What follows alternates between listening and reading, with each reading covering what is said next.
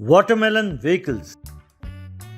क्रेजीपुर नाम का एक गांव था। उस गांव का राजा था जयराज। वो राजा ही उस गांव में राज करता था। वो राजा जो कहता था वही उस गांव का कानून था। वो गांव वाले सब उल्टा सीधा काम करते थे, इसीलिए उस गांव का नाम क्रेजीपुर पड़ा।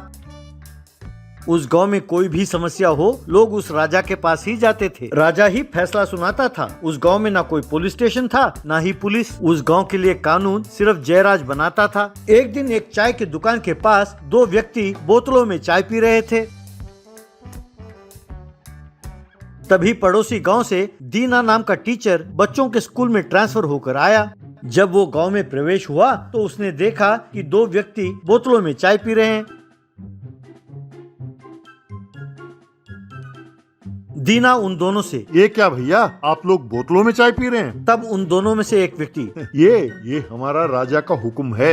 दीना हैरान होकर, राजा साहब का हुक्म है? तब दूसरा व्यक्ति, भाई हमारे गांव में तो सारे कानून राजा साहब ही बनाते हैं। यहाँ वो जैसे कहते हैं वैसे ही हमें बर्ताव करना होगा। तब दीना, लेकिन आप लोग बोतलों में चाय क्यों पी रहे हैं? ऐसा उन्होंने क्यों कहा? तब एक व्यक्ति, ओ ये भाई, एक बार राजा साहब गरम गरम चाय पी रहे थे, उनका मुंह जल गया। तब उन्होंने सोचा चूंकि कप छोटा है इसीलिए उनका मुंह जल गया। अगर वही चाय बोतलों में होता तो नीचे से ऊपर आते आते वो ठंडा हो जाता, तब मुंह नहीं जलता। इसीलिए उन्होंने ऐसा हुक्म जारी किया। तब से वो भी बोतलों में ही चाय पीते हैं और हमें भी चाय बोतलों में ही पीने के लिए कहते हैं। तब दीना अपने मन में, बाप रे, लगता है यहाँ का राजा पागल है।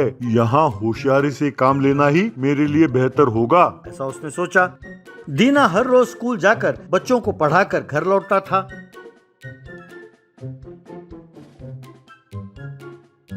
स्कूल आने जाने में उसे तकलीफ हो रही थी तो उसने एक नया मोटरसाइकिल खरीदा। एक दिन राजा का पोता तरबूज खा रहा था। तरबूज खाने के बाद नौकरों से, मुझे और तरबूज चाहिए, ऐसा कहा।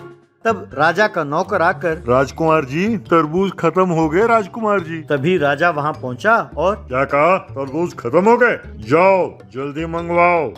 तब नौकर, महाराज कहीं भी ढूंढे हमें तरबूज नहीं मिलेंगे, क्योंकि ये तरबूज का मौसम नहीं है महाराज। तब राजा का पोता, मुझे तरबूज चाहिए, नहीं तो मैं स्कूल नहीं जाऊंगा, कह के रोने लगा। राजा के समझ में नहीं आया कि वो क्या करे।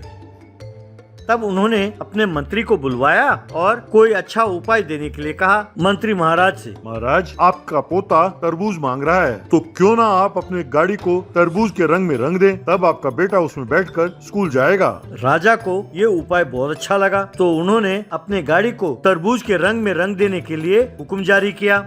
इस तरह उनका पोता वाटरमेलन कार में स्कूल जाने लगा। एक दिन वो अपने वाटरमेलन कार में स्कूल जा रहा था कि तभी उसने दीना मास्टर को मोटरबाइक में जाते हुए देखा। तब राजा का पोता, ये क्या, मास्टर जी की गाड़ी वाटरमेलन कलर में क्यों नहीं है? तब राजा, एक दिन ठहरो बेटा, सिर्फ उनका मोटरबाइक ही नहीं, इस गांव के सारे गाड़ियां वाटरमेलन रंग में रंग जाएंगी। यूं कहकर उसी दिन राजा ने एक हुक्म जारी किया। तब एक तरबूज के रंग में एक ऑटो रिक्शा में ऐलान होने लगा, सुनो सुनो सुनो, आज ही आप सबको अपने अपने गाड़ियों को तरबूज के रंग में रंगना होगा। यही राजा का हुक्म है। कल सवेरे तक सबकी गाड़ियां तरबूज के रंग के ही होने चाहिए। दीना के अलावा सबने अपने अपनी गाड़ियों को तरबूज के रंग में ही रंग दिया। Watermelon car, watermelon bike, watermelon truck, यूं सारे गाड़ियां तरबूज के रंग में ही रंग गए। जब राजा ने देखा कि दीना का बाइक वाटरमेलन कलर में नहीं रंगा है, तब राजा ने उसे पंचायत में बुलाया। राजा के सिपाही दीना को पकड़ कर ले आए। राजा, क्यों भाई, मैंने सुना है कि तुमने अपनी गाड़ी को तरबूज के रंग में नहीं रंगा है, क्या ये सच है? तब दीना, सर, अगर मैंने अपने बाइक का रंग बदला तो पुलिस मुझे पकड़ लेगी सर। अगर कल मेरा दूसरे शहर में बदली हो गई तो मुश्किल हो जाएगा ना सर। तब राजा ने जबरदस्ती दीना के बाइक को वाटरमेलन रंग से रंग दिया।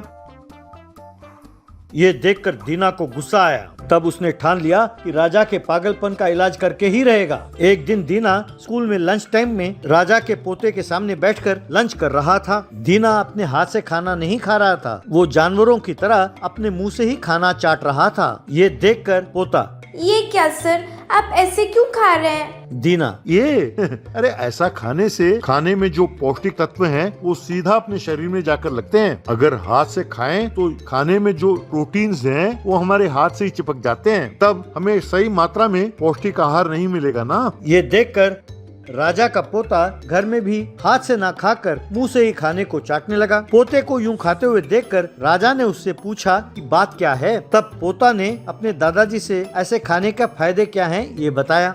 बस फिर क्या था, राजा ने हुक्म जारी किया कि अब से सब लोग ऐसा ही खाएंगे। लोग लाचार होकर ऐसे ही खाने लगे। राजा भी ऐसे ही खाने लगा।